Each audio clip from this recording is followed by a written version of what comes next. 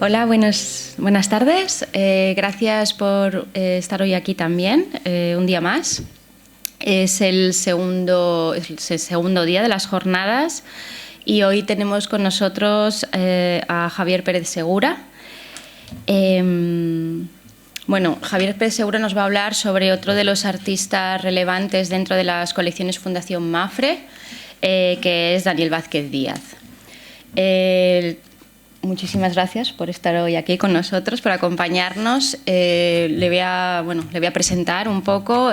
Para quien no le conozca, él es profesor titular en Historia del Arte en la Universidad Complutense de Madrid, la Facultad de Geografía e Historia, y además ha sido profesor en la UCLA y en el Institute of Fine Arts de Nueva York. Ha desarrollado diversas instancias de investigación, tanto en Europa como en Estados Unidos, y es escritor y comisario. Entre sus libros pues podemos citar Rascacielos que se derriten, Salvador Dalí, la prensa de Estados Unidos, que publica en el 2024, o Canogar, Materia, Forma y Figura, en el 2022. Entre sus exposiciones, El arte en la lucha por la libertad, en el Congreso de los Diputados en el 2024, o Madrid, Musa de las Artes, 1909-1957, en el Museo de Arte Contemporáneo de Madrid, en el año 2018.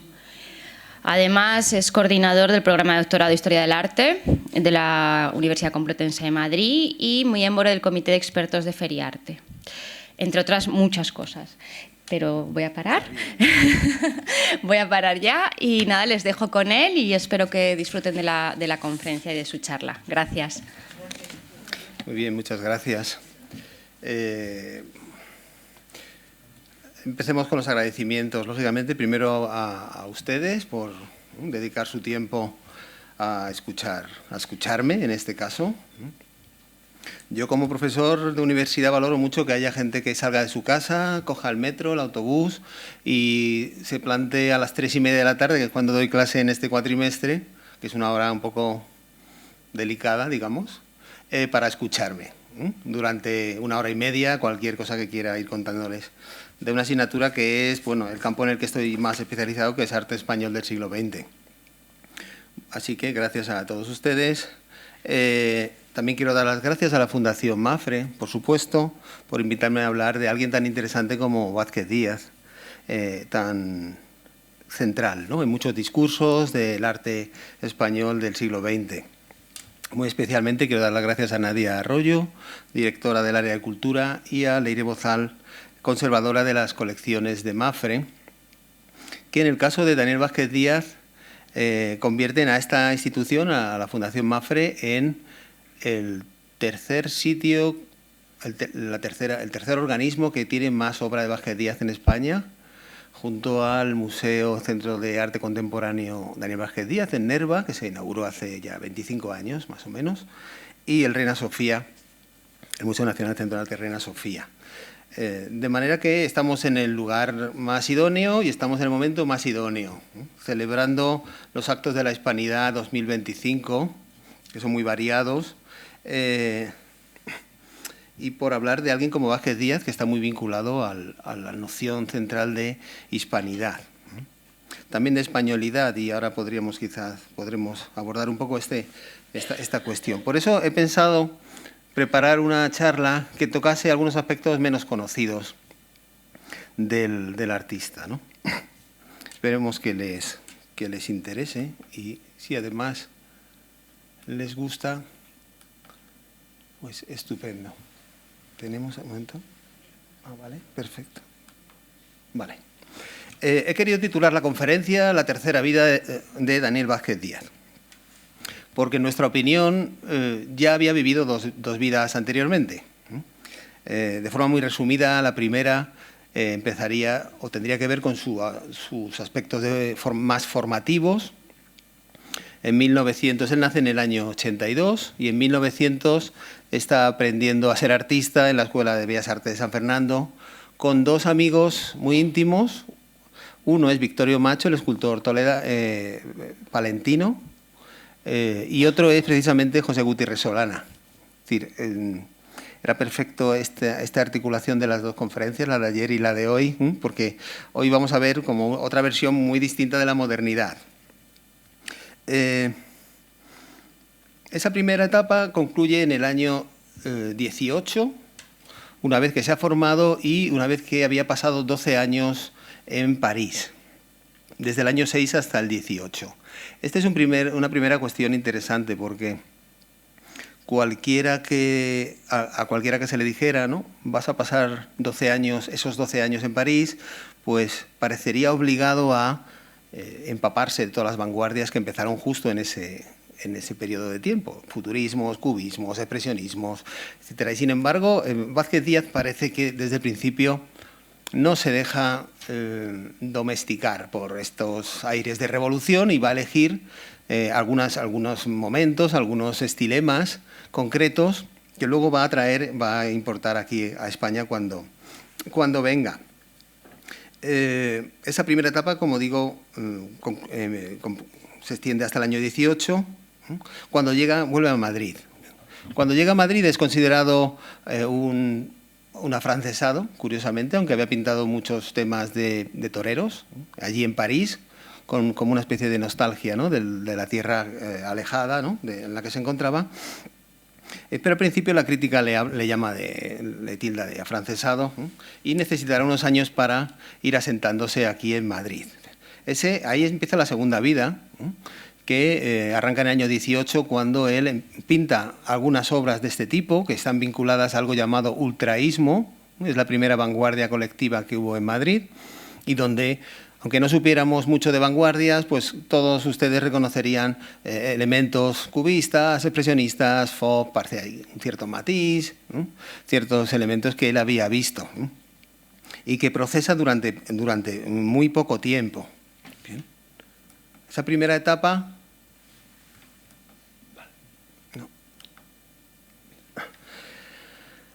tiene su culminación en los años 20, cuando abandona esos colores y esas formas tan confusas y parece que las formas se van congelando, se van petrificando, y produce un par de cuadros muy similares, titulados La fábrica dormida, uno en el Museo de Bellas Artes de Bilbao y otro en el Reina Sofía. Es curioso que, si me permiten un poco la anécdota, las instituciones también construyen la historia del arte. Y la datación de las piezas es muy distinta.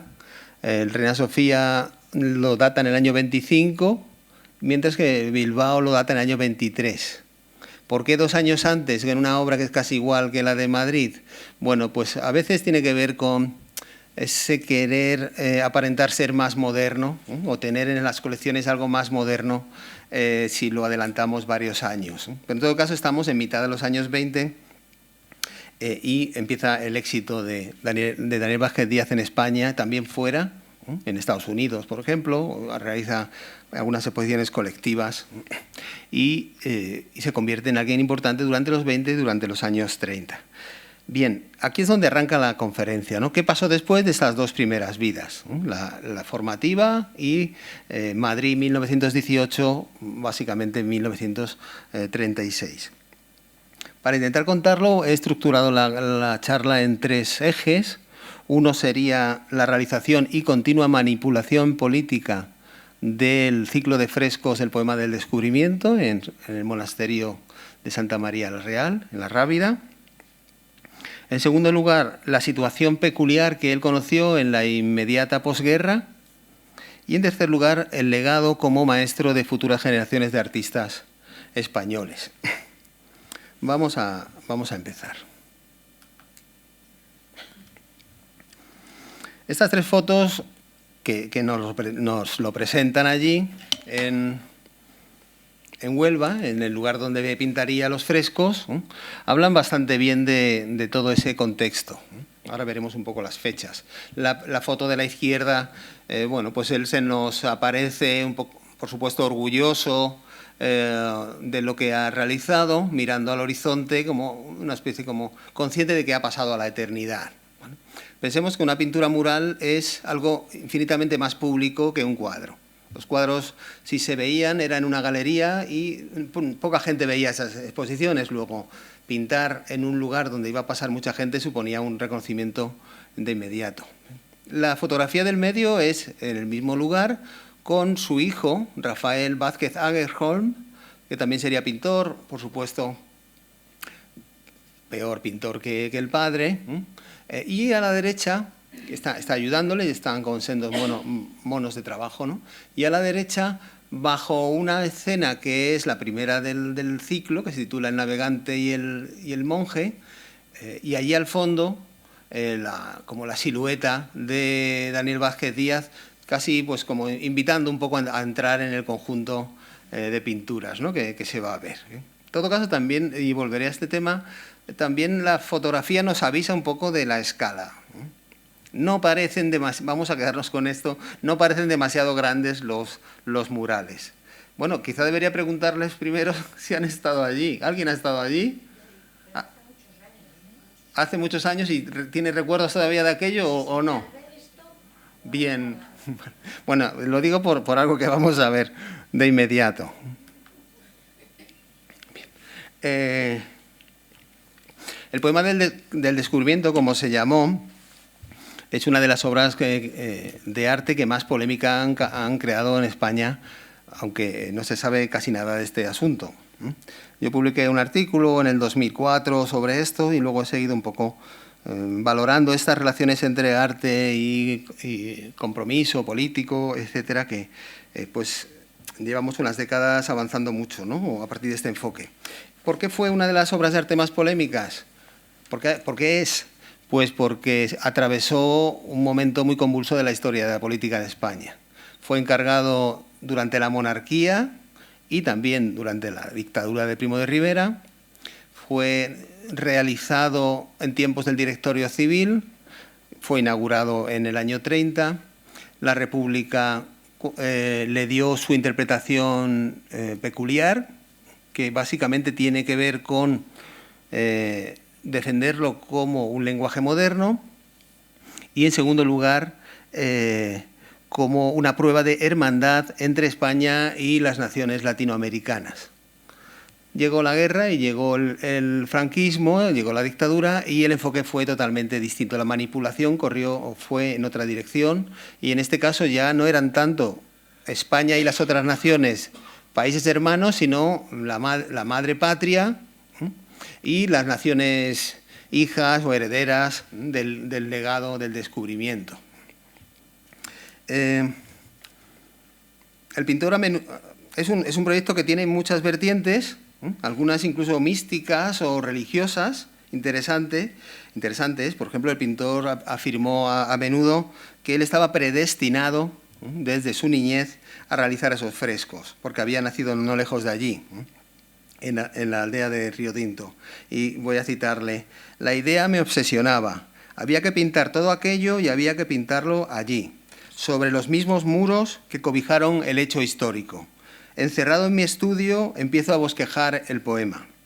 Rompo muchos dibujos, corrijo 100 veces, pero la idea va surgiendo, potente, invasora. Yo solo pedía 60.000 pesetas para materiales, desplazamiento y estancia. El valor de los frescos era pura donación mía al Estado. Don Miguel Primo de Rivera, que era presidente del Consejo de Ministros, apoyó la idea y la cosa quedó resuelta. Ahora empezaba mi gloria y mi martirio. De nuevo una referencia religiosa también interesante como para empezar, ¿no?, la charla. Ese martirio al que se refiere tiene que ver con las muchas envidias que despertó entre los pintores y el mucho rechazo entre algunos críticos de arte, que estuvieron incluso a punto de hundir el proyecto. Pensemos que no se había pintado nunca. Pensemos en primer lugar que él era, a la altura de ese año 1929, era alguien que tenía pues casi 40 años. Era alguien, no, casi 40 años no, tenía 47 años. Era alguien bastante mayor y, bueno, pues podría suscitar muchos celos entre los pintores más jóvenes que veían que, en vez de promocionarlos a ellos, por ejemplo, pues se les seguía dando, ¿no?, se les seguía ampliando un currículum a alguien que ya lo tenía bastante lustroso, ¿no?, bastante brillante. Pero, ¿por qué estas envidias? Pensemos que en España desde hacía siglos no se habían pintado, casi no se habían hecho pinturas murales. Era un país que parece que no, desde el barroco, desde el rococó, vamos a decir, desde los Tiepolo, los Goya, etcétera, no se había pintado, hacía más de un siglo, desde luego que no se habían pintado grandes conjuntos murales. También empecemos en el simbolismo, que tenía que ver con la técnica, con la técnica de pintura mural al fresco. ¿Por qué? Pues porque se enraizaba directamente con la pintura italiana del Renacimiento y la del Barroco. Y todo aquello, pues al final acababa hablando de la gloria del arte universal. Él mismo dirá en otra ocasión, y cito, como los artistas del Renacimiento, yo mismo preparaba con la ayuda de un modesto albañil las paredes. Vamos a precisar aquí también un poco. Este modesto albañil tiene nombre y apellido, se llamaba Isaías Díaz, es un pintor extremeño importante, no es como él lo estaba planteando, ¿no? Parece casi que era algo así como muy artesanal o muy de obra pública, ¿no? Y también le ayudó en ocasiones su hijo Rafael Vázquez, por eso lo hemos visto en la fotografía. Pero él estaba interesado en transmitir esa idea de yo mismo, casi al 100%, preparé el muro, hice la técnica, hice todo. La cronología de estos frescos es bastante larga, empieza en el año 27, cuando él hace una exposición individual en el Palacio de Bibliotecas y Museos, que está aquí al lado y que es la planta baja de la Biblioteca Nacional. O sea, cruzamos la carretera y lo tenemos allí. Esa era la sede del Museo de Arte Moderno. Se llamaba Palacio de Bibliotecas y Museos. Y lo que es hoy el Reina Sofía, pues, digamos, el abuelo del Reina Sofía era ese lugar. De manera que era un lugar muy significado. Tuvo un éxito increíble en ese año 27 y allí presentó un cartón individual de lo que él quería hacer, un proyecto. Si me dan oportunidad, quiero hacer unos frescos en mi tierra que hablen del descubrimiento de América. El rey Alfonso XIII, al que retrataría poco tiempo después, visitó la exposición, quedó encantado y le concedió audiencia para que le explicara el proyecto. Le convenció, es un momento también muy sugerente porque, por ejemplo, Alfonso XIII también es el que autoriza una expedición de arquitectos por el mundo para ver qué forma podría tener la ciudad universitaria de Madrid. Ellos recorren Europa, Inglaterra principalmente, y también Estados Unidos, y al final el modelo que optan es el de campus estadounidense, por eso la UCM, la Complutense, es así, tiene esas zonas verdes, tiene esas amplias avenidas y muchos bloques, muchas facultades. Luego es un momento interesante, ¿no? Creo, muy interesante para Madrid y para su urbanismo, ¿no? Como quedó finalmente diseñado.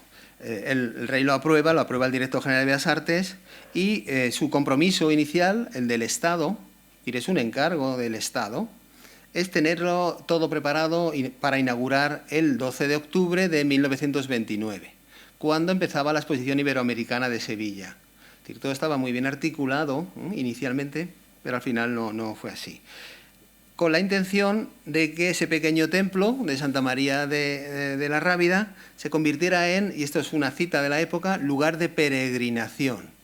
Luego, de nuevo aquí, otro matiz religioso que conecta la historia de España, la idea de imperio, la conexión de imperio con religión, por supuesto, la memoria, ¿no? En definitiva, la memoria histórica que estaba intentando potenciar en aquel momento todavía la monarquía y la dictadura de Primo de Rivera. Pero todo se retrasó y las obras, la preparación de las paredes empezó como en abril del 30 y se dio, eso sí, por concluido todo el ciclo el 12 de octubre de 1930. Es decir, es un proyecto que llevó casi un año de retraso. Siendo la primera escena El sueño del navegante, que vamos a ver ahora rápidamente. Digamos, el conjunto desató un poco la euforia, ¿no?, entre algunos sectores de la opinión cultural española y se pensó que era el comienzo de una época gloriosa para la pintura mural en España, muy al hilo de lo que estaba pasando en el mundo entonces, porque no olvidemos que a unos cuantos miles de kilómetros estaban los muralistas mexicanos llenando todo de sus mensajes, ¿no? Pero también en Italia, en Alemania y en la Unión Soviética, en los regímenes totalitarios de aquel momento, República de Weimar, en el caso todavía de Alemania, la pintura mural estaba poniéndose otra vez de moda. Entre otras cosas, si me permiten un poco la digresión, porque en algunos de esos países había arquitectura moderna, tipo a lo Le Corbusier, para que nos hagamos una idea, que es una arquitectura que tiene muy poco muro, tiene mucho cristal, y apostar por el muro significaba ir en contra del movimiento moderno, luego era matar dos pájaros de un tiro. Luego se pensó que el proyecto del poema del descubrimiento pues, podría iniciar una época de oro que estaría destinada a cubrir las paredes de, aquí en España, ¿no? Ministerios, facultades, centros oficiales, etcétera, todo cubierto. Claro, habría sido muy interesante porque una vez que tenemos la idea de que la llenamos, habría sido interesante saber si se hubieran hecho esos murales, tantos murales, qué temáticas habría habido allí, si habría sido temática histórica y qué periodos habrían recuperado, por ejemplo, si había sido una especie como de pintura de historia del siglo XIX, pero ahora en los años 20 o 30, o se habrían atrevido, por ejemplo, con murales que tuviesen formas más modernas, más avanzadas, como pasó en los años 50, por otra parte, ¿no?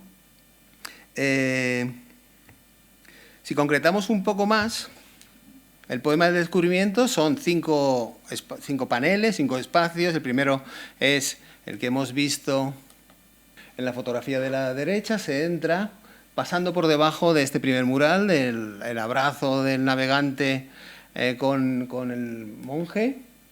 Y luego teníamos las conferencias, los heroicos hijos de Palos y Moguer, las naves, o la partida de las naves, tiene varios nombres, y finalmente el pensamiento del navegante.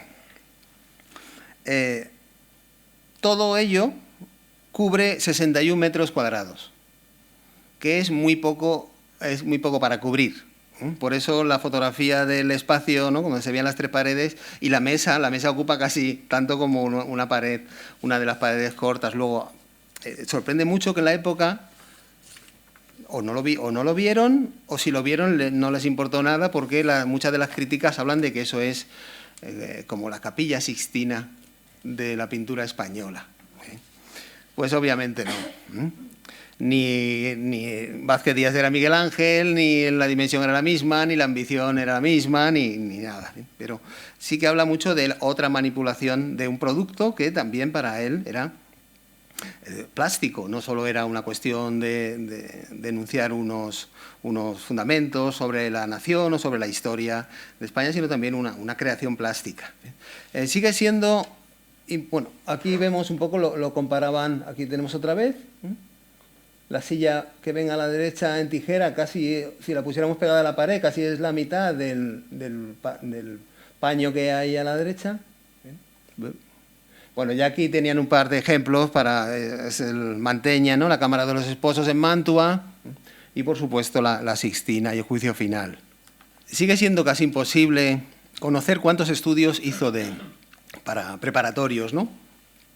Los hay aquí, he traído algunos solo, y irán viendo que muchos de ellos, como es de justicia, ¿no? Pues pone colección o fundación, colecciones de la Fundación Mapfre, lo que refuerza la calidad del fondo Vázquez Díaz que tiene la fundación.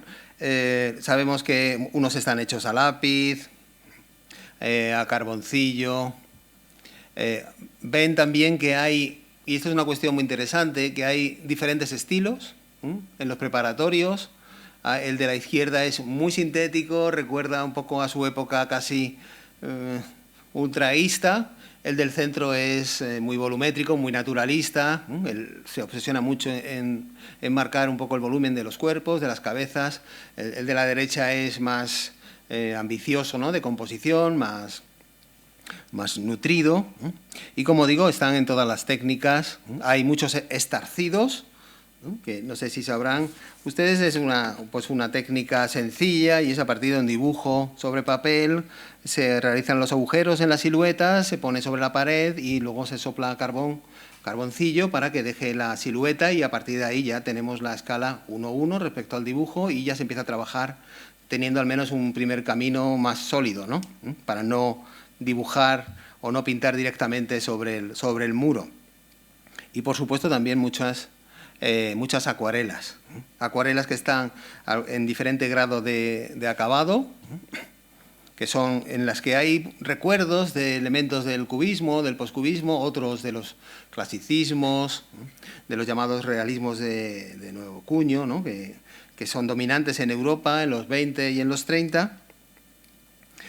Y también hay 3 grandes dibujos, estos son 2 de ellos, a escala 1:1 a lápiz, que son de las 3 escenas más importantes, ¿no? Las conferencias, los heroicos hijos de Palos de Moguer y las naves, así como también grabados a color, paisajes entendidos de forma autónoma, como estos que están viendo, algunos dibujos tanto de Palos, del paisaje de Palos, como de La Rábida. Como decimos, se inauguró en octubre del año 30 y la fortuna crítica empezó a aumentar, ¿no? A partir de ese momento. En el año 33, el Museo de Arte Moderno, allí en los bajos de la Biblioteca Nacional, le hace una exposición dedicada 100% a este ciclo, con cartones, dibujos y acuarelas, y se planteó incluso en el año 34, quedémonos con los años 30, estamos hablando de la República, porque esto va a ser muy importante para qué le pasó después de la Guerra Civil. En el año 34 se planteó un proyecto de que él fuera a California, hiciera una réplica de los frescos, del poema del descubrimiento. Tendrían que buscar qué iglesia, dónde podría ser. Por desgracia no surgió, no se culminó el proyecto, ¿no? Pero habría sido interesante si allí habría modificado o no, o habría mantenido esa idea, o habría conseguido una escala mayor, quizás allí habría podido ser, ¿no? En esos años 33 y 34 pasan muchas cosas importantes que lo consagran, expone con en los años 30 con la Sociedad de Artistas Ibéricos por toda Europa. En el año 33 se le concede en la Academia de San Fernando, en la Escuela de San Fernando, la cátedra de pintura decorativa, por la que había luchado durante 10 años. Víctor de la Serna le escribe una primera monografía y en el año 34 gana una segunda medalla en una nacional por un retrato, el retrato de Chaplin, que veremos.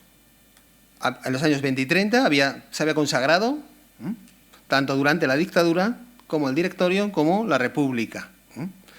El segundo tema es el de qué hacemos con Vázquez Díaz, que es un personaje que tiene una posición muy peculiar dentro de todo este momento dramático que se va a vivir de inmediato. Guerra civil y día después de la Guerra Civil. En primer lugar, sorprende el hecho de que durante la Guerra Civil él decidió quedarse en Madrid. Muy pocos se quedaron. Lo normal, lo que pasó con los artistas intelectuales españoles durante la guerra es que primero cuando cayeron las primeras bombas en el Museo del Prado, etcétera, hablamos de octubre-noviembre del 36, porque la idea que tenía el ejército sublevado era conquistar rápidamente Madrid y que ya se desplomase el resto del país. Entonces iniciaron una primera campaña de bombardeos en Getafe, etcétera, que no afectaron casi al Museo del Prado, por suerte, pero que hicieron un poco a las autoridades darse cuenta de que la cultura que habría que correr mucho para salvar la cultura de los bombardeos. Los artistas eran los que hacían cultura visual, el sentido más tradicional de la palabra, y fueron alojados primero en el Ritz, y luego salieron hacia Valencia todos, donde la República pues hizo como una segunda sede política. Luego, como saben ustedes, según iba la guerra, pues subieron hacia Barcelona y finalmente, pues perdida la guerra, pues salieron por Francia, los que pudieron. Vázquez Díaz se quedó en Madrid. Él, que había triunfado durante la República, que tenía muchos amigos republicanos y republicanos de izquierdas, etcétera, como era normal entonces, arriesgó su vida en un Madrid muy caótico, en el que era habitual que durante ciertos momentos que algunas cuadrillas incontrolables de anarquistas o comunistas hiciesen la justicia por su mano, fusilasen a alguien porque alguien había delatado a otro alguien. Es decir, era un Madrid bastante imposible de ordenar, de gestionar, lógicamente en un momento de máxima tensión, ¿no? De supervivencia. Vázquez Díaz se quedó aquí y dijo que para él la razón era que se quedaba para proteger los cuadros, ¿no? Y para pintar cuadros. él pintó algunos cuadros durante la Guerra Civil que son muy grandes, es decir, que no se podrían haber transportado, se habrían quedado aquí. Y sabemos de artistas que perdieron su producción porque la dejaron en Madrid y cayeron bombas y se destruyó. Bien. Por ejemplo, un cuadro muy famoso que veremos luego, ¿no? Las cuadrillas de Frascuelo, Lagartijo y Mazzantini, es un cuadro de casi 2,5 metros por 2,5 metros. Era inviable salvar eso, y prefirió quedarse aquí con el riesgo de su vida. Quizá también hubo cuestiones personales que no conocemos ni conoceremos, que le hicieron quedarse aquí. En todo caso, el respaldo posterior que el primer franquismo hizo de su obra, y sobre todo de la figura tan prestigiosa que tenía ya, hizo que fuera manipulado continuamente durante los primeros años de la dictadura. De hecho, y empezamos con esta imagen, el 29 de marzo del año 39, o sea, 2 días antes de que acabe la guerra, del parte oficial de guerra, de final de guerra, perdón, el diario ABC, había 2 ABCs, como a lo mejor saben ustedes, el de Sevilla era, digamos, inicialmente era de los republicanos, perdón, de los sublevados, y el de Madrid era republicano, hasta que el curso de la guerra hace que en aquel momento, ya en el 39, el ABC de Madrid es también del bando sublevado, ¿no? Le encarga un dibujo, que es este llamado retrato urgente del general Franco, y otro de José Antonio Primo de Rivera. Es cierto que, de forma injusta e injustificada, uno de los grandes teóricos del falangismo español entonces, y escritores, Tomás Borrás, alguien, para que se hagan una idea, muy devoto digamos, de la doctrina Mussolini, es decir, muy partidario del modelo italiano de fascismo, empezó a escribir que Daniel Vázquez Díaz podía ser el líder de la joven pintura falangista. Pero eso es una idea de Tomás Borrás. Digamos, nuestro Vázquez Díaz estaba allí, no se esperaba lo que iba a empezar a pasar, en parte no se lo esperaba.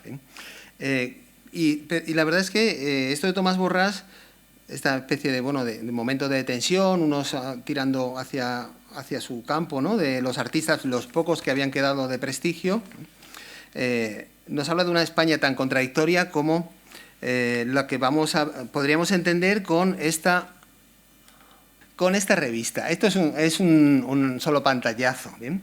Es decir, voy a volver, prometo ser bueno y volver luego al redil de Vázquez Díaz, pero esta revista, Madrid, en agosto del 39, revista que tiene, por cierto, un gran manchón de grasa, es una revista que tengo en casa, que me regaló alguien y, bueno, no queda casi ningún ejemplar, es una preciosidad de revista. Se llamaba el número de conmemoración de la victoria. Y la portada es totalmente kitsch, ¿no?, diríamos hoy.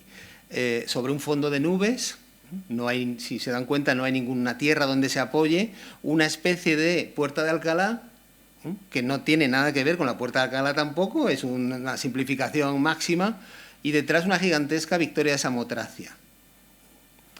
¿Qué tendría que ver el arte griego del siglo V, IV, III antes de Cristo con España y con la España del año 39? Pero en aquel momento, pues alguien pensó que era una buena idea hacer una especie de collage con estas formas. En esa misma revista, la contraportada es esto, algo muy divertido, que anuncia el vino de mesa, me parece que pone, el vino Imperial Toledo. Es decir, es un producto que ha nacido justo en ese momento para aprovechar el ardor nacionalista, ¿no?, españolista del final de la guerra, de González Víaz, en Jerez de la Frontera, es decir, es el lugar, ¿no?, de producción en aquel momento, ¿bien? Que, sin embargo, nos presenta, junto a una botella flotando, de forma como un poco misteriosa, un vaquero, un cowboy. ¿Bien? En la esquina inferior derecha pone foto Tobis.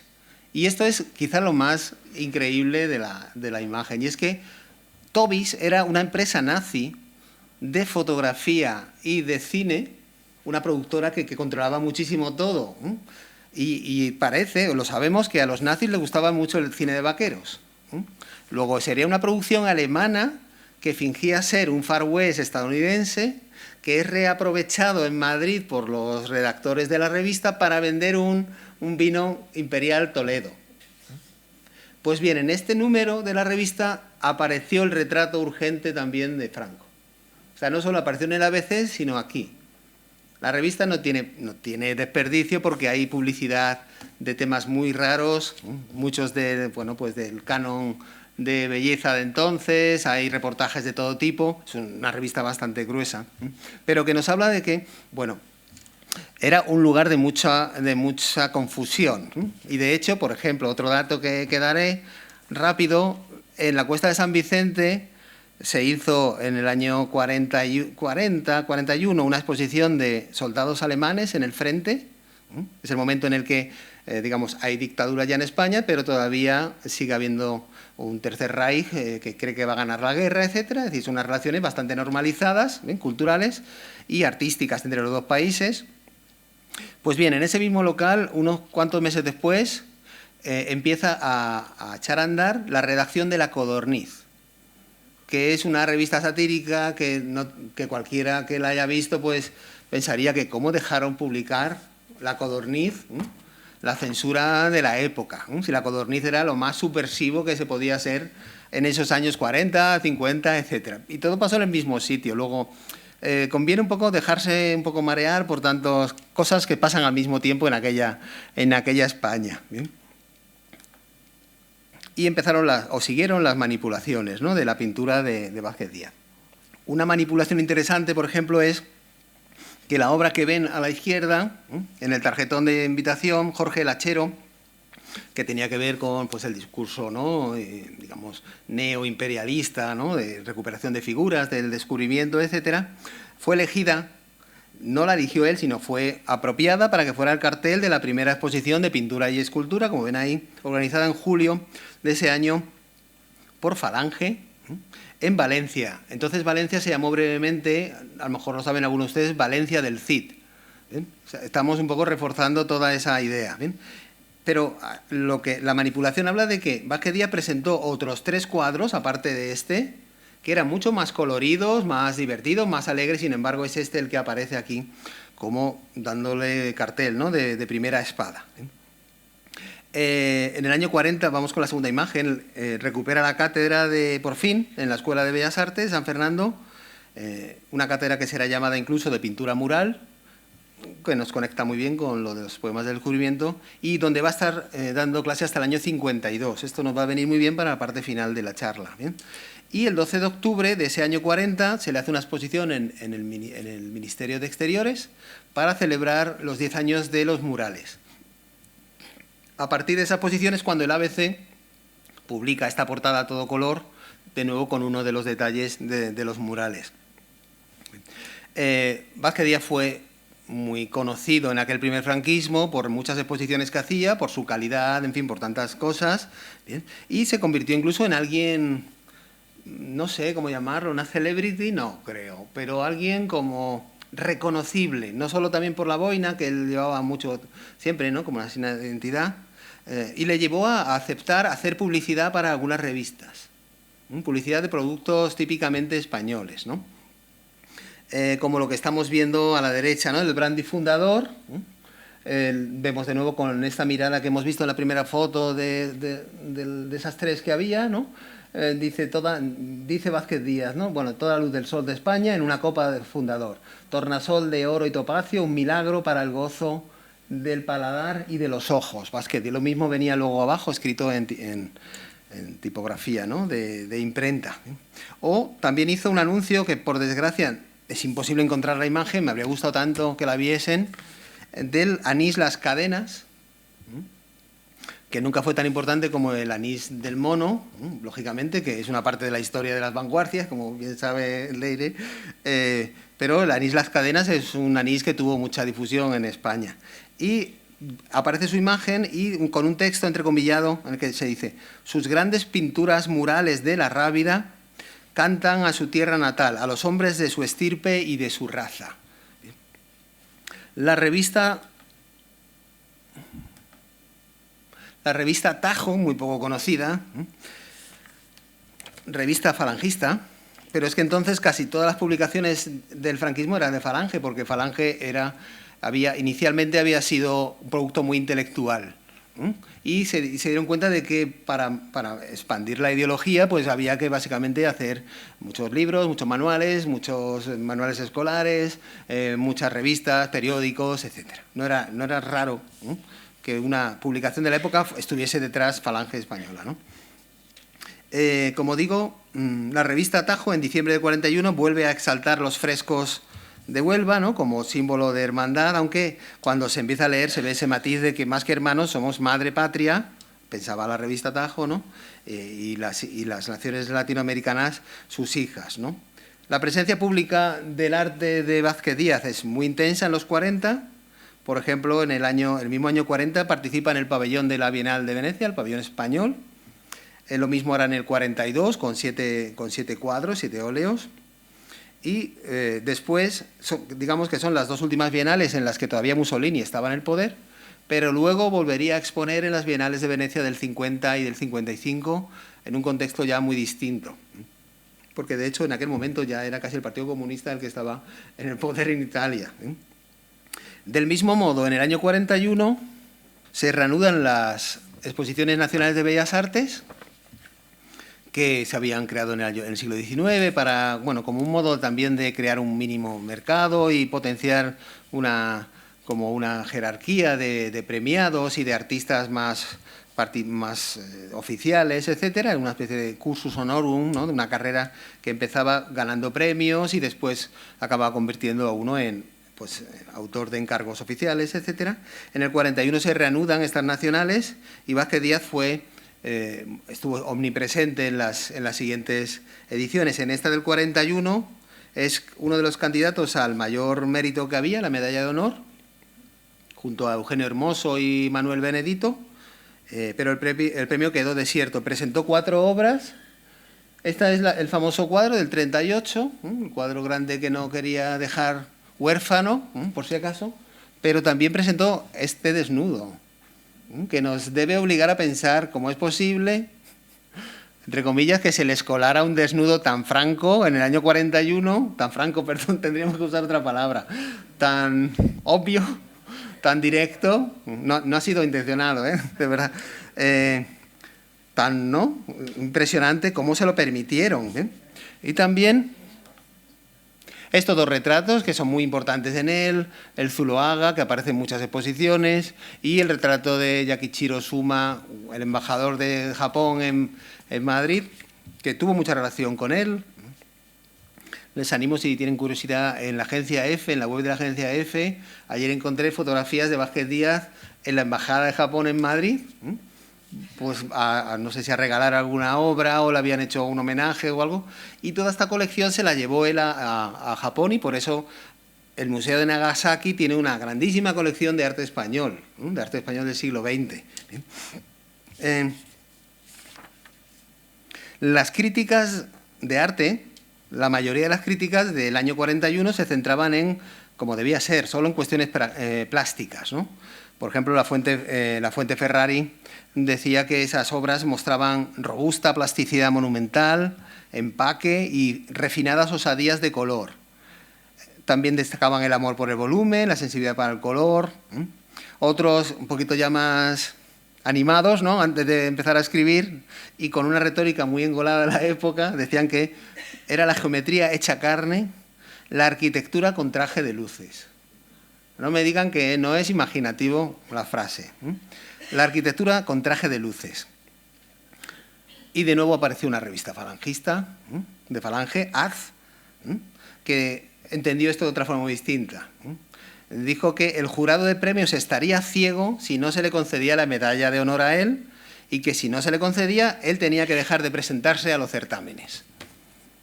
La posición de Falange es muy clara en la idea de apropiarse de la figura y del arte de Vázquez Díaz, porque realmente no tenían a nadie más. No había un arte falangista, ni mucho menos. Esto es una cuestión como de mucho calado, ¿no? No vamos a entrar hoy. Pero Vázquez Díaz, como era un artista que había tocado muchos temas de la historia de España, muchos toreros, etcétera, pues pensaron que era el que podría ser aprovechado. Y luego participa en exposiciones nacionales, la del 43, 45, 48, 50, 52, 54, es decir, la que muy presente en todos los certámenes nacionales e internacionales. Porque les traigo aquí una primicia, que es que en marzo del año 42, él es uno de los grandes protagonistas de una exposición nada conocida. He puesto aquí poco conocida, pero nada conocida. Arte español actual, celebrada en la Academia Prusiana de las Artes, en Berlín. Recuerdo, es el Berlín todavía, que cree que va a ganar la guerra, que va a ser el régimen de los 1000 años, y una de las más representativas de la colaboración que hubo entre el primer franquismo y el nazismo en esos primeros años 40, que es cuando se pudo. De Vázquez Díaz se eligen nada menos que 14 cuadros, muchos tienen toreros, pero también están el retrato de Zuloaga que hemos visto, un retrato de Juan Gris, muy conocido, de Unamuno, o La fábrica dormida, que hemos visto también antes. Fue, de hecho, el artista del que se llevó más obra. Luego, esto como una estrategia, ¿no?, de penetración, ¿no?, en el centro de Europa, eso me parece realmente muy, muy interesante, ¿no?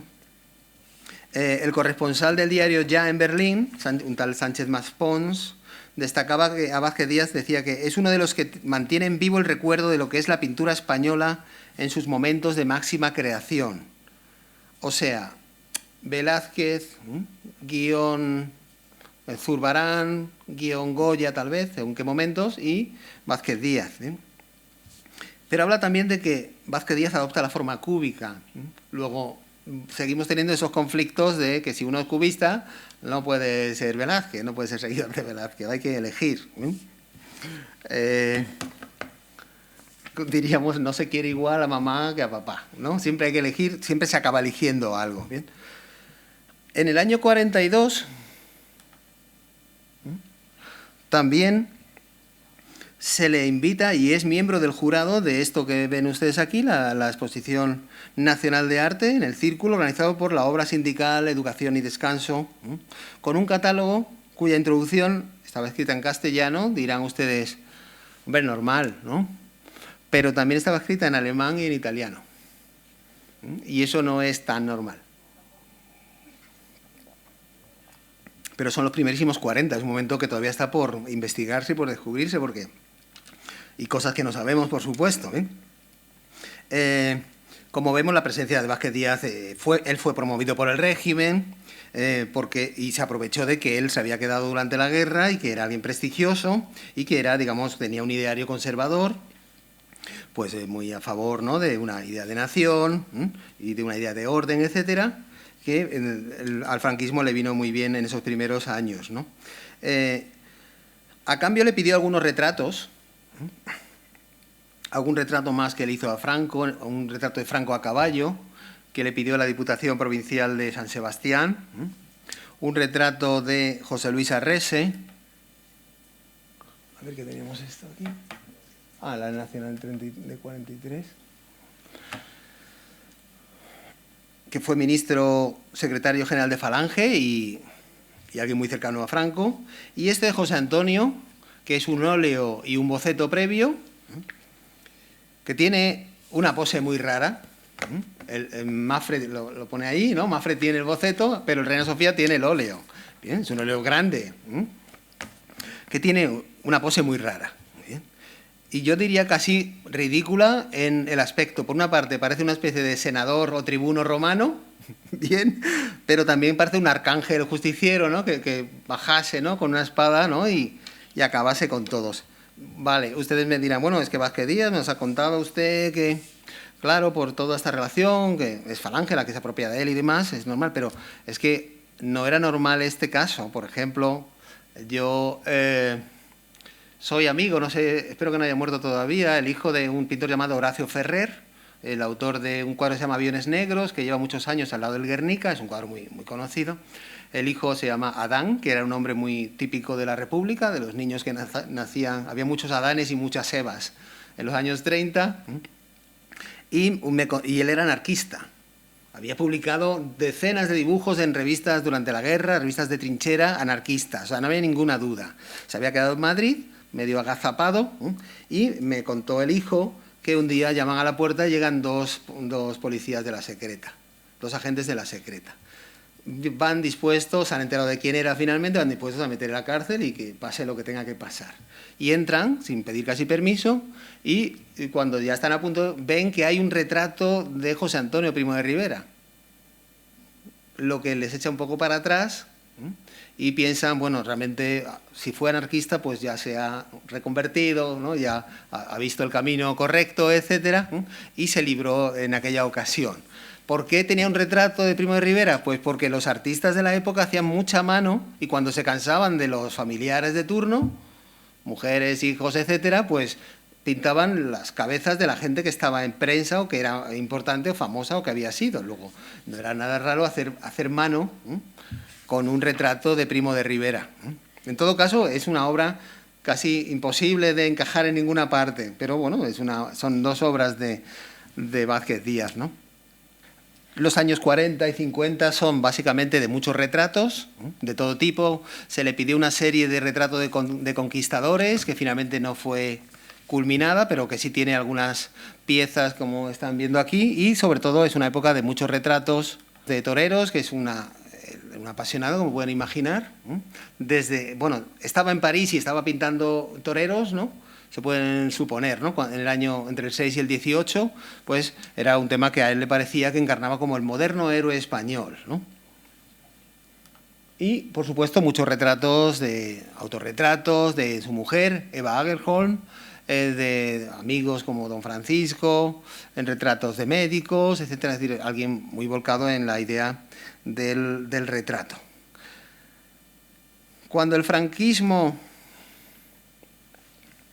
Un último apartado, ¿bien? de este interesante serial político-artístico de Vázquez Díaz en los 40 y primeros 50. Un último capítulo tiene que ver con el recién creado Instituto de Cultura Hispánica, que decidió poner en marcha algo llamado las Bienales Hispanoamericanas, de la que ven aquí imágenes, ¿no? Vázquez Díaz fue de nuevo, la idea era un poco hacer que España fuese el motor de una actividad artística moderna de todas las naciones hispanoparlantes, pero la realidad fue otra. Solo se hicieron 3 ediciones. La primera fue en Madrid, muy contestada por los exiliados, por supuesto, principalmente por Picasso, pero también por los muralistas mexicanos, etcétera. Una segunda en La Habana, donde había un régimen dictatorial y, por tanto, favorable a la dictadura, al franquismo. Y una tercera en Barcelona, año 55, 56. O sea que de las 3, 2 fueron aquí, porque casi nadie más quería organizarlas al otro lado del Atlántico, porque, pues excepto alguna dictadura, no quería. Pues bien, en la primera Bienal, Vázquez Díaz recibe el gran premio a la obra de un pintor, ahí ven la sala, con varios cuadros, entre ellos, bueno, ahí ven la inauguración, por supuesto. Curiosamente, Franco en la primera edición de la Bienal inauguró de militar, en la tercera ya iba diríamos, de civil, ¿no? Se decía antes. Estos cuadros estaban en la sala, entre ellos el famoso refectorio, Monjes Blancos, que es una obra capital, ¿no? Para entender un poco la conexión de ciertas tradiciones, Zurbarán, la austeridad, el supuesto carácter castellano, con la idea de que el cubismo para muchos también fue un invento español, por Juan Gris, Blanchard, el propio Picasso, Manuel Huguet, etcétera, y fue un cuadro muy visto por toda Europa, muy paseado, y que parecía que era perfecto para hablar de una tradición que hay que recuperar y modernizar, ¿no? Bueno, modernizar. Y en la tercera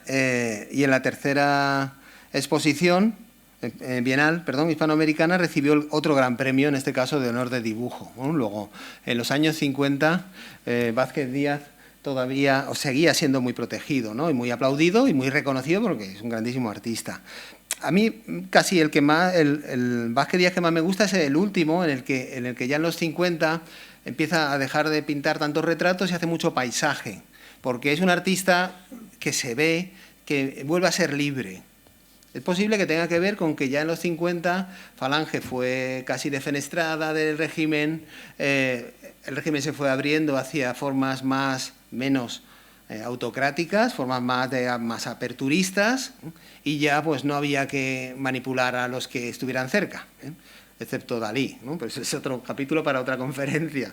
Bien, pero me gusta mucho ese último Vázquez Díaz porque es alguien que se le ve como, uno se lo imagina más feliz, más liberado, pintando paisajes, composiciones, colores, como están viendo aquí, y tampoco es raro, muy libres para lo que era él, lo que había sido él.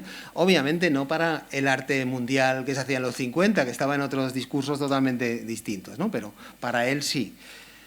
Y no es casual que este pintor más libre coincida con el tercer y último aspecto que venía a contar hoy, ¿no? El de la gran relevancia como maestro de las nuevas generaciones de artistas modernos. Él dijo de este importante tema: de todos mis recuerdos, aparte de los familiares, los más hondos son los que se refieren a mis alumnos. Siempre tuve una idea muy especial de la enseñanza. Aquí pintaban con una libertad muy grande en sus concepciones. Cada uno tenía su propia personalidad y yo nunca pretendí imponerles la mía. Solo una cosa les enseñé realmente: el amor al trabajo. Y en otra ocasión dijo, esta es más breve: lo que yo no puedo hacer ya, quiero que lo hagan mis discípulos, transmitiendo ese fuego, esa pasión que a mí me ha hecho vibrar. Antes de la guerra, él había estado del año 33 al 36 en la academia, en la escuela de San Fernando, pero en los años 20 había dado clases temporalmente, había intentado ser nombrado catedrático, y eso había provocado un episodio hilarante del joven Dalí, en el que pues él estaba empezando allí, año 24 más o menos, ante la vergüenza de que le habían dado el puesto a otro pintor que era mucho peor que Vázquez Díaz, pues monta un pequeño motín allí en la escuela, en la calle Alcalá, no donde está la academia, estaba en la acera de enfrente, unos números más abajo. Bien. Acaban tirando papeles por el hueco de la escalera, son castigados, es expulsado ese joven Dalí, tampoco le importaba mucho, por otra parte, ser expulsado de la academia o de la escuela. ¿Bien? Y a partir de ahí se había creado una amistad interesante entre un jovencísimo Dalí, que nace en el año 4, es decir, que tenía entonces como sus 20 años, 19, 20 años, y Vázquez Díaz, que lleva a que cuando en enero del año 26, Dalí expone esta Venus y Marinero, en un salón de pintura aquí en Madrid, en el seno de una exposición llamada Arte Catalán Moderno, Vázquez Díaz se lo compre. Y de nuevo a mí me descoloca bastante, ¿no? Porque era un cuadro muy moderno, muy vanguardista, muy atrevido. ¿Pero por qué se lo compró? Pues por la misma razón que en los 50, como vamos a ver ahora, compraba obras a Feito o a Canogar, o a Cristino de Vera, es decir, los jovencitos de entonces que luego han hecho la historia de la gran pintura de vanguardia de la segunda mitad de siglo. Aquí están los dos. Por la pinta de Dalí, pues deben ser los 40. De hecho, Dalí regresa en el 48, pues 40 y muchos, o comienzos de los 50, y están mirando el retrato de Juan Gris, que es una de las obras más conocidas, ¿no?, de Vázquez Díaz. Antes de la Guerra Civil había tenido centenares de alumnos: Marisa Roeses, José Caballero, Juan Antonio Morales, Juan Manuel Díaz Caneja, Rafael Zabaleta, Modesto Ciruelo, y después sería todavía mucho más, porque les recuerdo que volvió a su puesto de docente en el 40, estuvo hasta el 52. El que más ha hablado de su labor es este personaje que está aquí sentado, que entonces tenía pues unos 15 años, más o menos, y que es Rafael Canogar, mi buen amigo Rafael Canogar, que hoy tiene 91 años. 90 años, pero ya va con paso decidido hacia los 91, en un estado de salud realmente increíble. Bien, pero aquí a la izquierda está Cristino de Vera, por ejemplo. La fotografía es muy bonita porque tenemos al modelo allí casi perdido en el centro, está como confundido con tantos cuadros blancos y negros, parece un cuadro él también. Y luego están las versiones que han ido haciendo. Todos están más o menos haciendo esto, pero Canogar está haciendo una cosa totalmente distinta, un retrato de algo, lo cual es muy divertido. Esto es en su casa, en la casa que tenía Vázquez Díaz, donde él abrió un taller. Vemos también una artista, una mujer, que empezaban también a recuperar un poco el cierto espíritu que había empezado en los 30 y que luego serían muy protagonistas, ¿no?, de la historia del arte español. Clases particulares que daba en su taller en la calle María de Molina durante muchos años. Pues bien, Canogar dice: la pintura de mi profesor me enamoró, me deslumbró. Yo quería pintar como él. También es cierto que pronto me interesaron otros artistas, nombres que oía por primera vez por boca de mi maestro, Picasso, Miró o Juan Gris, de quien nos hablaba y contaba innumerables anécdotas. Eso sí, como un signo de los tiempos, hablamos de los años 50, ya tenía más de 70 años Vázquez Díaz, Canogar no puede evitar un cierto reproche diciéndole que no se había atrevido a ir más lejos, ¿no? Dice: no le llegaron a interesar profundamente las especulaciones estéticas de sus amigos cubistas.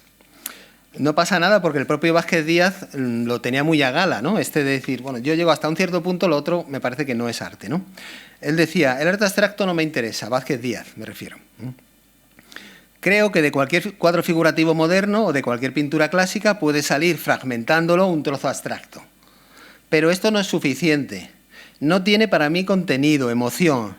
Quiero pensar que muchos muchachos que hoy pintan cuadros abstractos son sinceros y ponen su alma en ellos. Vázquez Díaz lo que está indicando es que quiere pensar pero no lo piensa, porque está pensando que el arte abstracto no es arte. Pero eran normales, venía de un tiempo muy lejano ya y eran unos discursos muy distintos, ¿no? Las prácticas del Canogar de aquel momento, en el estudio de Vázquez Díaz, son prácticas lógicas de haber estado con Vázquez Díaz. Es decir, una figuración en la que a veces hay más colorido, otras veces hay más volúmenes, más elementos cubistas o poscubistas. Aquí están viendo una simplificación de la forma, un ir más allá de lo que ya se veía en ciertos momentos, en ciertos trozos de cuadro del propio Vázquez Díaz, ¿no? El segundo que estuvo más en contacto, aquí tenemos de nuevo a Canogar, siempre un niño colado ahí, parece que se ha colado en las exposiciones siempre. Bien, el segundo que tuvo más contacto, además de Rafael Botí o Juan Manuel Díaz Caneja, durante la inmediata posguerra, es el tinerfeño Cristino de Vera, que llegó a Madrid en el año 51 y vio la primera Bienal Hispanoamericana, esa en la que le habían dado el Gran Premio de Pintura, o a la obra, ¿no?, que le impactó. Entró en el taller y también él recordaba, bueno, entró en un momento en el que estaban también Rafael Canogar y Rafael Moneo, también. Y recordaba, entre comillas, que Vázquez Díaz tenía mucho brillo en los ojos, hablaba con mucho brío. Nosotros sabemos también que le ayudó económicamente porque Cristino de Vera, como muchos artistas, al principio pues no vendía nada y pasaba bastante hambre. Y ahí estaba Vázquez Díaz apoyando la creación joven. Y hay muchos... Bueno, esto es lo que estaba haciendo en los 50. Cristino de Vera tiene esto un aspecto de pintura mural, ¿no?, que basta por sí solo, no hay que comentar más, con Poema del Descubrimiento. Artistas, voy a pasar muy rápidamente, pero son muy importantes porque crearon algo llamado la Escuela de Madrid. Es una renovación moderada, pero importante, como Cirilo Martínez Novillo o Carlos Pascual de Lara. Pero, por ejemplo, también Agustín Ibarrola fue durante unos años, entre el año 48 y el 50, fue discípulo de Vázquez Díaz. Se ve más Vázquez Díaz en este cuadro, Mis padres. Es un cuadro de 3 metros de altura, que ya hablaba de que Ibarrola tenía una tendencia a expandirse, que luego se vio, ¿no?, en la producción posterior. Él evolucionó hacia el arte geométrico, el arte normativo. Es autor en el 77 de esta famosa versión de Guernica, que hace pocos años revolucionó el panorama del mercado en España, con Pepe de la Mano, el galerista José de la Mano, que lo llevó una versión muy suya, ¿no?, donde está denunciando lógicamente la represión que ha habido y la que todavía había en la España del 77. Porque es interesante que la dictadura no acabó con la muerte del dictador. Solo les remitiré a una fotografía que seguro que han visto todos mil veces, es cuando llega al Guernica y acaba en el Casón del Buen Retiro, le ponen una protección, ¿no? La famosa pecera, y hay muchas fotografías de guardias civiles con un fusil, ¿no? Seguro que la pueden recordar. Si se fijan en el año 81, finales del 81, si se fijan en la bandera, todavía la bandera es preconstitucional. Y habían pasado ya 6 años de la muerte de Franco. Luego, Ibarrola denunciaba una realidad, no se había acabado todo de golpe, ni mucho menos, ¿no? Y Ibarrola pues expandió hacia el arte ambiental, el andar, es el famoso bosque de Oma, ¿vale? Donde si queremos podríamos ver esa geometrización, esos paisajes de Fuenterrabía, que había pintado Vázquez Díaz también, pero ahora, claro, aún en una escala distinta y un discurso más típico de la posmodernidad, ¿no? Porque el bosque de Oma es de los 80. Gregorio del Olmo, todos fueron alumnos suyos. Lucio Muñoz y Amalia Avia, que luego fueron pareja, como saben. Lucio Muñoz estuvo en la escuela entre el 49 y el 54. Vázquez Díaz abandonó la escuela en el 52, estuvo 3 años y todos ellos tienen recuerdos muy emocionados de la labor docente, siempre en la idea de que Vázquez Díaz lo que potenciaba era la libertad y en el color, en la forma y la simplificación. Pero cada uno luego fue por su camino. Como digo, Lucio Muñoz después pues sería famoso por las maderas informalistas, que quemaba, que pegaba, etcétera. Pero hay una austeridad también, que viene en el fondo también del cubismo, es otra dimensión. Amalia Avia también saben ustedes que eran un grupo de amigos, también estaba Antonio López, por supuesto, Julio López, etcétera, ¿no? Amalia Avia también fue con esas casas, ¿no?, tan cubistizadas pero reconstruidas, ¿no? También fue alumna suya, ¿no? Y en su libro de Puertas Adentro, que es el libro de memorias, habla mucho del clima que se vivía entonces, ¿no? Uno de los pocos sitios donde se podía respirar aire fresco era en el entorno de Vázquez Díaz, ¿no? Menchugal, todos son alumnos y alumnas. Redondela, ¿cómo no ver Vázquez Díaz, ¿no?, todavía en esto? Y, como digo, Luis Feito, que es otro de nuestros mejores artistas de la segunda mitad del siglo XX, que dijo de él lo siguiente, que es bastante definitivo, ¿no? Dice: el personaje que más influyó en nuestra generación en todos los sentidos, artística y humanamente, fue Vázquez Díaz. Todos le conocimos. En su pintura, su figuración tenía mucha geometría, situándose casi en el cubismo. Y ahí volveríamos otra vez al problema de hacia dónde iba el lenguaje de Vázquez Díaz, ¿no?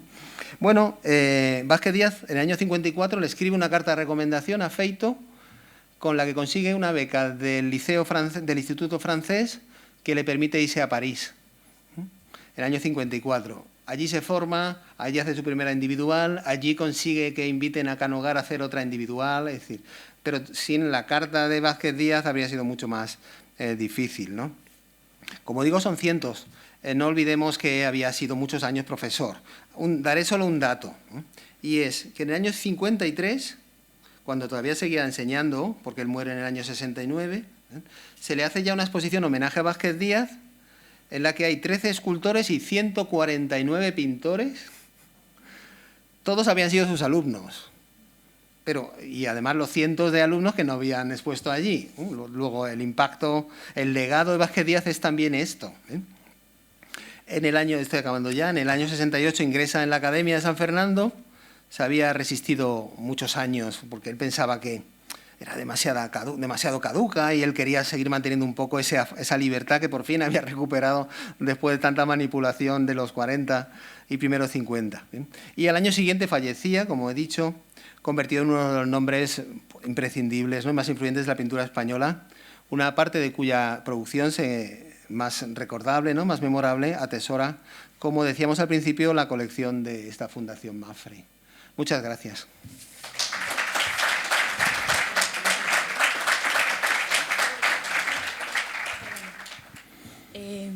Has hablado de... Bueno, muchas gracias. Me ha encantado, la verdad.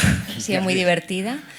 Y has hablado de la apropiación por parte de la Falange de la pintura de Vázquez Díaz, que no creo que fuera solo bueno, creo que en parte también se apropiaron de Zuloaga, ¿no? Etcétera. Pero de Solana también, claro. Sí, es verdad. Pero ¿hasta qué punto uno se apropia y el otro se deja? Esa es una de mis preguntas. Y luego la siguiente es ¿qué pasa con Sáenz de Tejada? Vale, vamos por partes. Sí, vale. Sí, gracias. ¿Tienes alguna más? No, solo esa. Vale. Bien, esto es la misma historia que pasó en los 50 con el grupo El Paso, por ejemplo. Son jóvenes, en el caso del grupo El Paso, que se juntan, no saben qué hacer, no saben cómo hacerlo, y hay alguien en el Estado, en el Ministerio de Cultura, que ve que eso es una oportunidad para el Estado de transmitir hacia el exterior la idea de que el país está modernizándose, no es una, digamos, una dictadura a la vieja usanza, y se demuestra que se está modernizando porque permite y luego apoya a artistas que hacen cosas tan, diríamos, raras, como pensarían muchos del gobierno, como Antoni Tàpies, Canogar, Saura, todos estos. Obviamente, pues viendo por ejemplo el archivo de Canogar, eran cartas que se les invitaba a participar, o se les decía, ellos tenían que aceptar. ¿Bien? Y muchos de ellos vieron que también es, yo creo que muy normal, que digamos que vieran como la oportunidad de que se conociera su obra fuera de España. ¿Vale? Eso empezó a hacer aguas de inmediato, por diferentes motivos, a veces egos, en el caso de este grupo, por ejemplo, ¿vale? Y rápidamente pues algunos empezaron a construir una historia alternativa, ¿no? De que no habían tenido nada que ver con el franquismo, pero obviamente si uno acepta ir a la Bienal de Venecia en el 58 es porque va en el pabellón español, y España en aquel momento es la dictadura de Franco, o el franquismo, me da igual cómo se le quiera llamar. ¿Bien?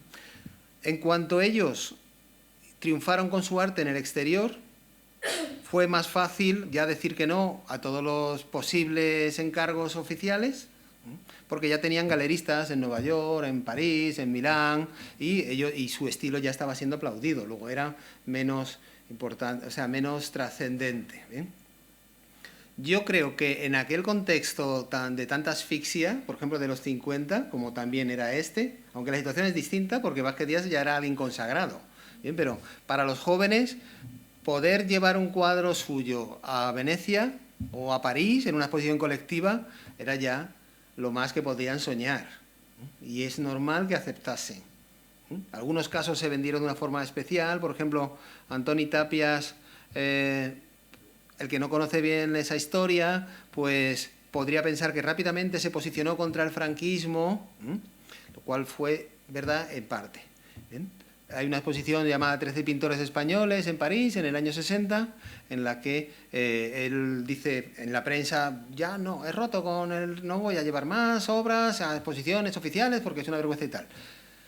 Por gente que estuvo en esas reuniones, lo que pasó realmente es que Antoni Tàpies exigió tener más obra que nadie, una sala propia, y que no se respetase el orden alfabético. Porque claro, era Tàpies, era una T. O sea, a ese nivel se producían también la lucha de egos, de que como seres humanos, pues entiendo que tal. Como no se le concedió aquello, ante, por supuesto, el estupor de sus colegas de profesión. ¿Bien? Supongo que de Antonio Saura menos, porque era como su gran amigo y le perdonaría todo, supongo. Y entonces, a partir de ahí, él dijo que no. Y ya no expuso más. Tampoco los otros, realmente los otros ya no expusieron más. Pero, por ejemplo, a Canogar, en el 71 le invitan a participar en la Bienal de Sao Paulo, acepta. Pero la producción que él lleva es claramente antifranquista. Ese es un tema también muy interesante, porque en el 71 el franquismo todavía estaba decayendo, pero todavía quedaban 4 años para que muriese, ¿no? el dictador. Acepta. Con una propuesta muy antifranquista, pues de esculturas en las que hay gente que huye de la porra, ¿no? De los policías, o en la que están deteniendo a alguien, o unas manos que salen de unas rejas. Es decir, no se puede hacer más explícito, y yo me he preguntado siempre cómo se les coló eso a la dictadura, o sea, cómo lo permitieron.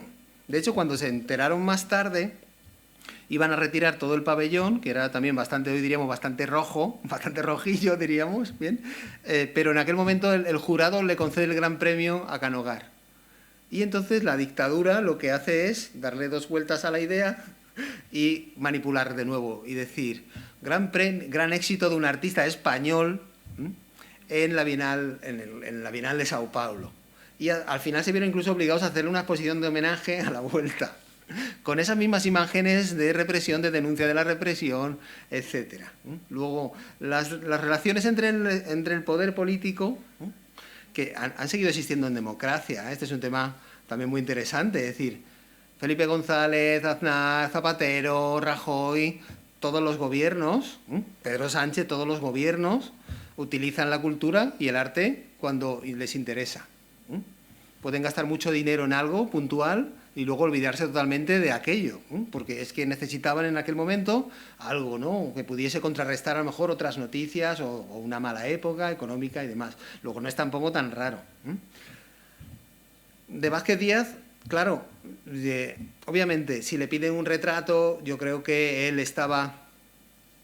Lo de José Antonio no sabemos quién le pudo pedir el retrato, porque José Antonio también tuvo una posición muy peculiar dentro del franquismo, era más popular que Franco, ¿bien? Y era un mártir también, por otra parte, o sea, les parecía un mártir, ¿no? Me refiero, entonces, pues el franquismo manejó un poco la figura de José Antonio hasta que les fue útil y luego ya depuró a todos los falangistas, ¿no?, en los 50, y ya llegaron más los técnicos, ¿no?, los tecnócratas, perdón, ¿bien? ¿Vale? He dicho tantas palabras ya esta tarde que ya me estoy quedando sin palabras.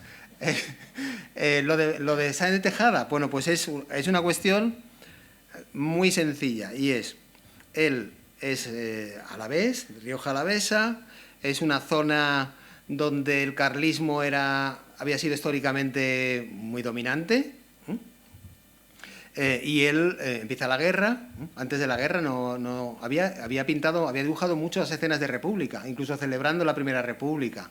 Luego no pasaba absolutamente nada. Durante la guerra esa zona es muy carlista, o sea que ya va a estar más girada, ¿no?, hacia los sublevados, y fusilan a un par de primos suyos. Eso acaba posicionándole, él era conservador de pensamiento, obviamente, pero acaba posicionándole hacia tal, ¿vale? Como era alguien que tenía mucho éxito como dibujante, las compañías internacionales, sobre todo francesas y de Londres, le contratan como corresponsal gráfico, y va a ir mandando dibujos del frente de esa zona allí, y allí eso le da, digamos, como una proyección internacional que parece convertirle en el artista del bando sublevado, etcétera. Bien, en el año 39 se hace un proyecto que era la historia de la Cruzada Española. Son muchos volúmenes que tienen mucha información de la guerra, la historia anterior de España, etcétera, y a él junto a otros se les convierte como en directores artísticos. Hacen dibujos y contratan a otra gente, ¿eh? Pero una vez que se acaba ese proyecto, no pinta nada más que tenga que ver con el régimen. No hace retrato, o sea, Vázquez Díaz hizo mucho, él nunca hizo un retrato, por ejemplo, de Sáenz de Tejada, me refiero, ¿no?, ni de Franco, ¿vale?, ni de José Antonio, ¿vale? Pero, sin embargo, e incluso por una cuestión muy divertida, y es que un día aparece el nuevo gobierno un nuevo gobierno del régimen, y alguien confunde y pone su cara como ministro.